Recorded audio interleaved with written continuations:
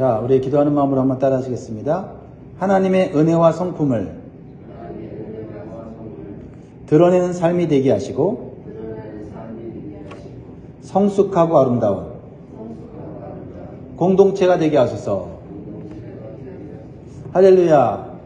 오늘도 하나님의 은혜와 성품을 삶 속에서 드러내시고 하나님의 영광을 나타내시기를 주의 이름으로 축복합니다. 우리 성도들은 하나님의 은혜로 살아간다는 것을 분명히 깨닫습니다. 그래서 무엇보다도 하나님의 은혜를 받기를 원해요. 왜냐하면 하나님의 은혜는요, 잃었던 것을 되찾는 회복을 경험하기 때문이에요. 그리고 하나님의 은혜는 우리가 생각하는 것보다 훨씬 더 풍성함을 경험하기 때문입니다. 그래서 은혜를 받은 성도에게 나타나는 증거는 뭐냐? 그 마음에 감사가 있어요. 그리고 삶 가운데는 나눔이 있어요. 이것을 기억하시기 바랍니다. 요즘 내 마음 가운데 감사가 넘쳐나는가? 내 삶 가운데 나눔이 있는가? 그것이 바로 내가 하나님의 은혜를 받은 증거입니다. 오늘 본문에 다윗은 아말렉으로부터 잃었던 모든 것을 되찾고 회복해요. 그뿐만 아니라 더 풍성한 축복을 누리게 됩니다. 자, 18절을 보면 다윗이 아말렉 사람들이 빼앗아 갔던 모든 것을 도로찾고 그의 두 아내를 구원하였고 그들이 약탈하였던 것 곧 무리의 자녀들이나 빼앗겼던 것은 크고 작은 것을 막론하고 아무것도 잃은 것이 없이 모두 다윗이 도로 찾아왔고. 여러분, 다윗이 하나님의 말씀에 순종해서 아말렉 사람들을 쫓아갔어요. 사실 인간의 생각으로는 이것이 가능할까 하는 의심이 들 수도 있죠. 그렇죠? 특별히 그 거칠고 잔인한 아말렉 족속이 자신의 아내들과 자녀들을 데리고 갔다면 그들을 어떻게 학대하고 또 심지어는 죽일 수도 있는 그런 상황인데 다윗은 그런 상황 가운데 하나님의 말씀을 붙잡고 가죠. 그런데 하나님의 크신 은혜를 경험하는 거예요. 다윗이 이러한 하나님의 은혜와 축복을 경험하게 된 것은 위기 속에서 사람을 의지하지 않고 오직 하나님만을 의지했기 때문이에요. 그리고 위기 속에서 기도하면서 하나님의 뜻을 묻고 그 말씀에 온전히 순종했기 때문입니다. 그러므로 우리는 살아가면서 내가 소유했던 것을 잃어버릴 때 우리는 우리의 신앙을 한번 점검해 봐야 돼요. 나는 지금 무엇을 의지하고 살아가고 있는가? 사람과 환경을 조금이라도 의지했다면 다시 회개하고 하나님만을 의지하는 신앙을 회복해야 돼요. 그러면 신앙만 회복되는 게 아니라 하나님께서는 은혜를 베푸셔서 우리가 잃어버렸던 것까지도 다시 회복시켜 주시는 그러한 축복을 경험하게 될 줄 믿습니다. 하나님의 은혜는요, 우리가 생각했던 것보다 훨씬 더 풍성하게 주어집니다. 오늘 다윗에게 임한 축복이 그래요. 자, 20절 보세요. 다윗이 또의 은혜가 있어요. 또 양떼와 소떼를 다 되찾았더니 무리가 그 가축들을 앞에 몰고 가며 이르되 이는 다윗의 전리품이라 하였더라. 다윗이 앞에 보면 소유와 가족들을 다 되찾았는데 그래서 또 되찾았다고 말하고 있어요. 이게 뭘까요? 아말렉이 가지고 있었던 양떼와 소떼를 다 찾은 거예요. 이것은 아말렉이 다른 민족에게서, 유다 민족에게서 그동안 탈취했던 것들로 예상이 돼요. 하나님은 하나님 믿고 구하는 자에게 우리가 생각하는 것보다 훨씬 더 넉넉하게 주신다. 에베소서 3장 20절에 그래서 사도 베드로는 이렇게 고백하고 있어요. 우리 가운데서 역사하시는 능력대로 우리가 구하거나 생각하는 모든 것에 더 넘치도록 능히 하실 이에게. 여러분, 우리는 하나님 생각하면 정말 감사가 넘쳐야 돼요. 우리가 기도하는 것보다, 아니 우리가 구하지도 않은 것까지도 우리에게 주신 하나님의 은혜를 생각하면 정말 우리는 하나님 앞에 충성해야 돼요. 하나님께 다 드려도 못 갚아요. 그런 마음이 우리 안에 있어야 돼요. 이렇게 풍성한 하나님의 은혜를 받은 성도는 어떻게 살아야 합니까? 오늘 다윗의 모습을 통해서 배우게 돼요. 첫 번째는 하나님의 은혜는 모두가 함께 나누어야 한다. 한번 따라합니다. 하나님의 은혜는 모두가 함께 나누어야 된다. 함께 나눠야겠다. 여기에 또 하나님의 놀라운 은혜가 있어요. 다윗은요, 아말렉과의 전쟁에서 승리한 이후에 부솔 시내에 남겨졌던 200명의 군사들을 만나서 문안을 해요. 그들은 따라가다가 피곤해서 지쳐서 그곳에 머무른 자들이죠. 하지만 다윗이 먼저 찾아가서 승리의 기쁨을 그들과 함께 나누는 것을 보게 돼요. 그러자 전쟁에 참여했던 사람들 중에 일부가 전쟁에 참여하지 않은 이 사람들에게는 가족만 돌려주고 도로 찾은 재물은 나눠주지 말자고 얘기를 해요. 그들은 전쟁에 참여하지 않았고 그들은 수고하지 않았다는 거죠. 22절 보세요. 다윗과 함께 갔던 자들 가운데 악한 자와 불량배들이 다 이르되 그들이 우리와 함께 가지 아니하였은즉 우리가 도로 찾은 물건은 무엇이든지 그들에게 주지 말고 각자의 처자만 데리고 떠나가게 하라 하는지라. 처자, 가족만 찾았어도 이것은 그들에게는 좋은 일이니 그들은 전쟁에 참여하지 않았기 때문에 그들에게는 전리품을 나눠주지 말자고 얘기하죠. 어떻게 보면 이 사람들의 말이 옳아요. 수고한 사람들에게는 수고한 만큼 전리품을 나눠주고 수고하지 않은 사람들한테는 주지 말자는 거죠. 네. 매우 합리적으로 보여요. 여러분들은 이 상황에서 어떻게 하시겠습니까? 그러나 다윗은 세상의 방식과는 다른 방식을 취해요. 전쟁에 참여한 사람이나 참여하지 않은 사람이나 다 함께 공평하게 나누어 가질 것을 명령해요. 왜 그랬을까요? 모든 것을 잃었던 것을 되찾고 전쟁에서 승리한 것은 하나님의 은혜의 결과이기 때문이에요. 하나님이 승리를 주지 않았다면 다윗의 수고도, 다윗과 함께 전쟁에 참여한 400명의 군사들의 수고도 헛됐을 거예요. 하나님의 은혜로 이 모든 것을 되찾은 것이죠. 그러니까 이 전쟁에서 얻은 것은 우리의 것이 아니라 누구의 거예요? 하나님 것이라는 거예요. 다윗에게는 그러한 마음이, 그러한 인식이 있었어요. 23절에 다윗이 이르되 나의 형제들아 여호와께서 우리를 보호하시고 우리를 치러 온 그 군대를 우리 손에 넘기셨은즉 그가 우리에게 주신 것을 너희가 이같이 못하리라. 사람을 보면 사실 안 나눠주는 것이 합리적이에요. 수고한 사람한테는 수고한 대로 나눠주고 수고하지 않고 있는 사람들한테는 그냥 아무것도 안 나눠주는 것이 그것이 일반적인 세상의 원리입니다. 그런데 하나님의 은혜를 경험한 사람은 하나님의 성품을 드러낸다라는 거죠. 그래서 함께 일한 사람이나 일하지 않은 사람이나 하나님이 주신 은혜를 나눔으로써 하나님이 어떤 분이신지를 드러내는 거예요.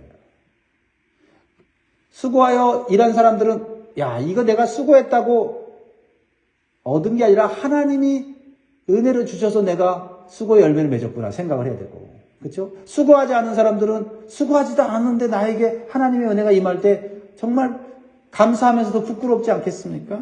그래서 다음에는 이 하나님의 은혜를 되갚고자 함께 협력하지 않겠습니까?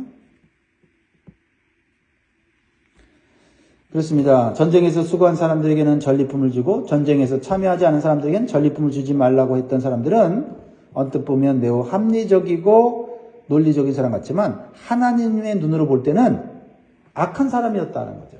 뭐가 악합니까? 그 마음이 악했다는 거죠. 하나님의 성품을 드러내기보다는 하나님이 주신 은혜를 내가 함부로 재단하고 결정했다는 거죠. 무엇보다도 하나님의 풍성한 은혜를 세상에 드러내지 못했기 때문이에요. 그리고 하나님의 은혜를 인색하게 만들었기 때문입니다. 하나님의 은혜를 받은 사람은 하나님의 어떤 분이신지를 다른 사람들이 느낄 수 있도록 나누고 베푸는 삶을 살아야 되는 것입니다. 그래야 하나님께서 계속해서 부어주시는 거예요. 예수님께서도요, 배고픈 사람들에게 오병이의 기적을 베푸실 때 모든 사람들이 다 배불리 먹고 12바구니를 남기셨다고 말씀하셨어요. 마태복음 14장 20절로 22절을 보면 다 배불리 먹고 남은 조각을 12바구니에 차게 거두었으며 먹은 사람은 여자와 어린이 외에 5,000명이나 되었더라. 나이 많은 사람이나 나이 적은 사람이나 힘 있는 사람이나 힘 없는 사람이나 돈 있는 사람이나 돈 없는 사람이나 똑같이 예수님께서는 나눠주셨어요. 그리고 남겼다는 거죠. 왜요? 예수님의 기적은요, 항상 풍성하고 모자람이 없어요. 모든 사람이 함께 누리고 남겨서 또 다른 사람에게 베풀 수 있게 한 거예요. 그곳에 있는 사람들만 먹는 게 아니에요. 나중에 또 필요한 사람에게 나누어 줄 수 있도록 예수님은 항상 남기셨어요. 오병이어의 기적만이 아니에요. 4,000명을 먹이신 다음에 또 7강주리를 남기셨습니다. 우리는 우리의 어떤 그 삶의 방식으로 우리는 살아서는 안 돼요. 하나님의 말씀의 방식으로 우리의 삶을 살아서 저 사람 좋은 사람이야 라는 정도가 아니라 저 사람 하나님 믿는 사람이고 하나님의 성품을 드러내는 사람이야 라는 데까지 나아가야 될 줄 믿습니다. 우리가 교회에서 봉사할 때도 하나님의 은혜와 성품을 드러내는 봉사를 해야 돼요. 그래야 하나님께 기뻐하세요. 고린도서 9장 7절 각각 그 마음에 정한 대로 할 것이요 인색함으로나 억지로 하지 말지니 하나님은 즐겨내는 자를 사랑하시느니라. 하나님이 기뻐하는 방식으로 하나님이 우리를 사랑하는 방식으로 우리는 주의 일을 해야 한다는 거죠. 그래서 가능하면 주님의 일을 할 때 우리 방식으로 하지 말고 모든 일을 풍성하고 그리고 남겨서 나누어 줄 수 있는 그런 넉넉한 방식으로 넉넉한 마음으로 주의 일을 해야 된다라는 거예요. 물론 우리는 사실 이민생활하면서 아끼고 절약하는 습관이 들어져 있어요. 그것이 저 사람 참 절약하고 아주 알뜰하게 물질을 쓰는구나. 좋아요. 그러나 그것이 하나님의 성품을 드러내는 것이 아니라면 그것은 하나님이 주신 은혜를 나누는 것은 아니다라는 거예요. 한 걸음 더 나가야 된다는 거죠. 그래요. 때때로 물질을 아끼고 절약하는 것이 중요하지만 마음이 넉넉하지 못하여서 하나님이 드러나지 않거나 하나님의 은혜와 성품이 드러나지 못한다면 물질보다 더 중요한 하나님의 말씀을 잃어버릴 수 있다라는 거죠. 우리는 그것을 분명히 기억해야 돼요. 다윗이 일부 마음이 인색한 사람들의 말을 듣지 않고 피곤하여 전쟁에 참여하지 않은 200명에게도 동일하게 전리품을 나눠줄 것을 명령해요. 아마 공동체 안에는 그것에 대해서 좀 불평을 하는 사람도 있었을 거예요.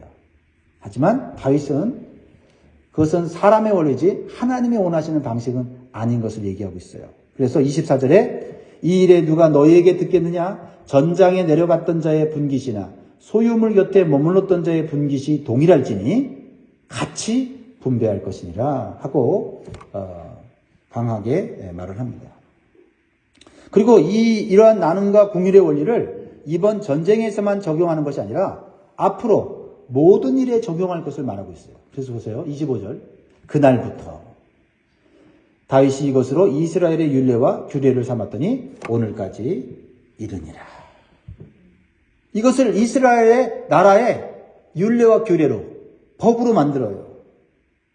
이러한 모습은 하나님을 믿는 신앙 공동체가 사람의 생각이 아닌 하나님의 말씀으로 세워져야 함을 보여주고 있는 것이죠. 사람이 보기엔 합리적이고 좋아 보이지만 그러나 하나님 볼 때는 하나님을 드러내지 못하는 방식이라면 그것이 아무리 절약하는 것이고 그것이 아무리 검소하게 보여도 그것은 사람의 영광이 드러나는 것이지 하나님의 영광이 드러나는 것은 아니다라는 거죠. 근데 언뜻 보면 다윗이 막 전쟁에서 승리해서 기분이 좋아서 다윗의 생각으로 정해진 율례와 규례 같지만 아니에요. 원래 모세에게 주신 율법이 기록되어 있어요. 거기에는 더 놀라운 말씀이 들어져 있습니다. 자, 민수기 31장 25절에서 27절 보면 전쟁에서 승리했을 때 하나님의 백성이 전쟁에서 승리했을 때에 이렇게 하나님 말씀하셨어요. 민수기 31장 25절에 여호와께서 모세에게 말씀하여 이르시되 너는 제사장 엘르아살과 회중의 수령들과 더불어 이 사로잡은 사람들과 짐승들을 계수하고 그 얻은 물건을 반분하여 그 절반은 전쟁에 나갔던 군인들에게 주고 절반은 회중에게 주고. 놀라운 말씀 아닙니까? 전쟁에 나간 군사들이 수고에 따라서 전리품을 나누는 것이 합당합니다. 근데 이번에는 전쟁에 나가지 않았던 백성들, 회중들까지도 그 전리품을 반으로 뚝 잘라서 나눠주라고 말하고 있어요. 왜? 하나님의 은혜로 승리했고 그리고 하나님의 그 은혜는 전쟁에 나간 사람뿐만 아니라 나가지 않은 사람들에게도 하나님은 은혜를 베풀어서 하나님 이런 분이다 라고 알려주고 싶은 거예요. 근데 우리는 그것을 실천하지 못할 때가 많이 있죠. 하나님이 주신 은혜는 되도록이면 한 사람이라도 더 많이 누리는 것이 그게 하나님을 기쁘시게 하는 거고 또 우리가 하나님의 은혜를 계속해서 받아 누리는 방식이라는 거죠. 아끼고 아껴도 모아지지 않는 경우가 있고 흩어구제하여도 더 풍성해지는 경우가 하나님의 은혜의 방식이다 이 말이죠. 다윗은요 이 하나님 말씀에 온전히 순종하여 또 한 걸음 더 나가요. 한 걸음 또 나가요. 사실 이 전리품을 자기 공동체의 사람들과 나누는 것만으로 대단한 거예요. 그렇죠? 공동체 안에서도 수고한 사람이 있고 수고하지 않은 사람인데 다 같이 나눈 것만으로도 이것이 귀한 겁니다. 근데 비록 자기는 블레셋 땅에 있지만 떨어져 있는 이스라엘 백성들을 사랑하여 그들에게까지 전리품을 나눠줘요. 그들은 사울왕이라는 잘못된 지도자를 만나서 고생하고 있고 그렇죠? 가난해졌고 블레셋과의 전쟁에서 지금 막 너무나 피폐한 인생을 살고 있어요. 그래도 다윗과 함께한 이 백성들은 지도자를 잘 만나서 그렇죠? 하나님의 은혜를 받고 하나님의 축복을 받는데 그렇지 않은 저 이스라엘 공동체를 다윗은 생각해요. 이렇게 다윗의 마음이 하나님의 은혜를 받고 회복되니까 정말 옛날의 모습과는 달라요. 그죠? 공동체에 있지 않은 다른 공동체. 그죠?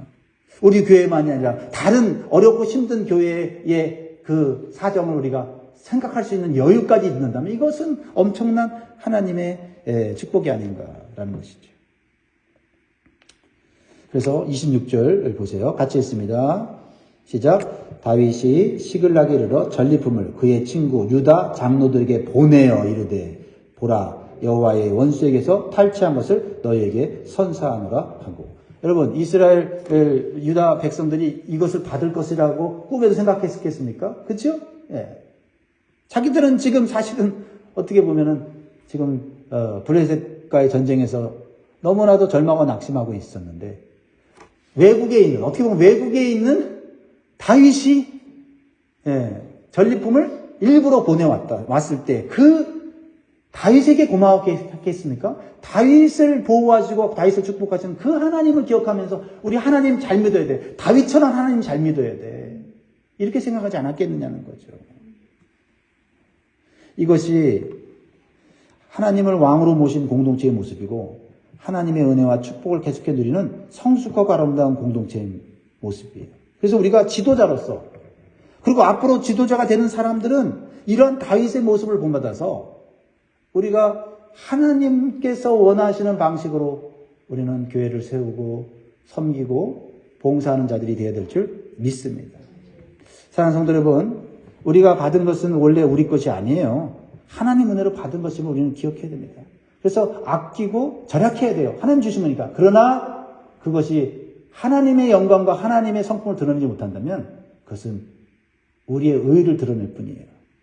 우리 교회 공동체가 하나님의 은혜와 성품을 드러내는 이러한 나눔과 섬김의 공동체가 될 수 있기를 오늘 기도합니다. 또 그러한 삶을 사시기를 주의 이름으로 축복합니다. 기도하겠습니다.